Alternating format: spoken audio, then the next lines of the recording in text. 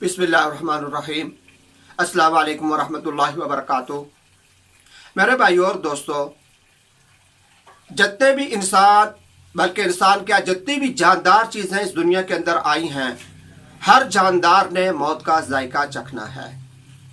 और मौत का जायका, मौत एक ऐसी चीज़ है कि इसका, जिस पर मौत आती है उसी को मालूम होता है कि इसका जायका किस कदर कड़वा होता है, किस कदर तकलीफ होती है, किस कदर शिद्दत से ये मौत, ये रूह जो है वो जिस्म से निकलती है, मौत वाक़ई होती है।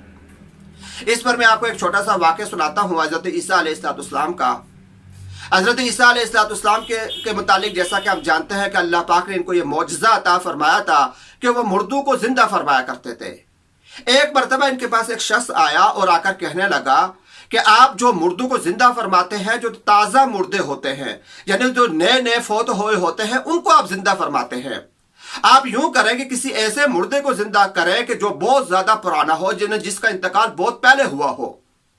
ईसा अलैहिस्सलाम ने यह बात सुनकर हजरत साम बिन नूह अलैहिस्सलाम का जो बेटा था साम, उसकी कब्र पर तशरीफ लेकर गए और उसको अल्लाह के हुक्म से जिंदा किया।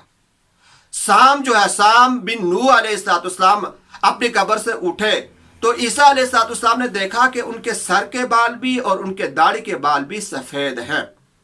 ईसा अलैहिस्सलाम ने यह देखकर उनसे पूछा कि आपके जमाने में तो बुढ़ापा हुआ ही नहीं करता था, यानी हज़रत नूह अलैहिस्सलाम के ज़माने में बुढ़ापा नहीं था, उसमें बूढ़े नहीं होते थे। आपके ज़माने में बुढ़ापा नहीं था, फिर आपके ये सर के और ये दाढ़ी के बाल सफ़ेद कैसे हो गए? तो साम बिन नूह अलैहिस्सलाम, साम ने कहा, फरमाया, जवाब दिया कि मैंने एक आवाज़ सुनी थी और उस आवाज़ के मुतालिक मेरे जहन के अंदर यह बात आई कि यह क़यामत की आवाज़ है।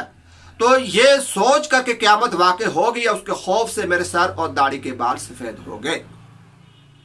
नूह अलैहिस्सलाम ने पूछा कि आपको फौत होए कितना अरसा गुजर चुका है?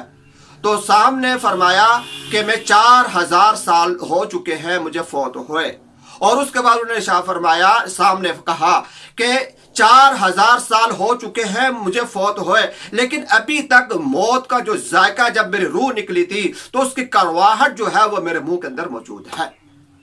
तो मेरे भाइयों और दोस्तों, मौत का जायका, मौत एक ऐसी चीज है, हर इंसान पर आएगी जिसका सामना मुझे भी करना है, आपने भी करना है, और इससे कोई इंसान बच नहीं सकता।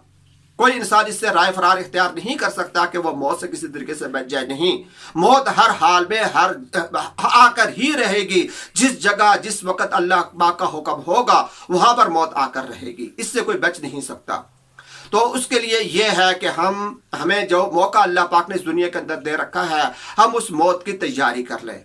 मौत का जायका तो हमने चखना है, उसकी जो शिद्दत है वो हमने बर्दाश्त करनी है। वो तो हमारे मुकद्दर में जो कुछ अल्लाह पाक ने लिख दिया वो होगा, लेकिन उसके बाद, मौत के बाद की जो जिंदगी है उस कदर हम कामयाब हो जाएं, उसके लिए अल्लाह पाक ने हमें मौका दे रखा है। इस मौके से हमें फ़ायदा उठाना चाहिए। अक्लमंद इंसान वही है जो इस मौके से फ़ायदा उठाएगा और वो आने वाली ज़िंदगी के लिए कुछ ऐसा करके जाएगा कि वहाँ पर जाकर उसको आसानी नसीब हो जाए।